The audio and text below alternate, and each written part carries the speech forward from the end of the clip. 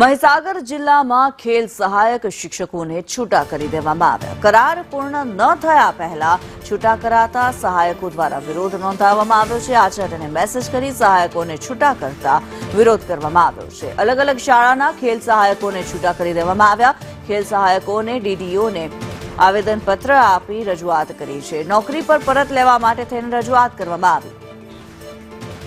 અમને મહીસાગર જિલ્લાની અંદર ખેલ સહાયકોને છૂટા કરવામાં છે, એ પણ ટેક્સ બેસિસ દ્વારા છૂટા કરવા છે, તો અમને બહુ જ દુઃખ થાય છે, બરાબર છે। તો અમે એવું કહેવા માંગીએ છીએ કે અમને પણ હાજર કરો, કાર્યરત કરો, જેમ બીજા પંચમહાલ જિલ્લામાં હાજર છે, દાહોદમાં છે, નવસારીમાં છે, એ લોકોને નથી છૂટા કરવામાં આવે। અમારી માંગણી એ છે કે અમે અત્યારે સરકારશ્રી દ્વારા રાજ્યની અંદર ખેલ મહાકુંભ અને બીજી શાળાકીય રમતોની અંદર એમનો જે ખૂબ જ સારી રીતે આયોજન કરેલ છે, એમાં અમારા ખેલ સહાયક મિત્રો સારી રીતે શાળામાં બાળકોને કોચિંગ કરે છે અને બાળકોને આગળ પણ લઈ જઈ શકે છે।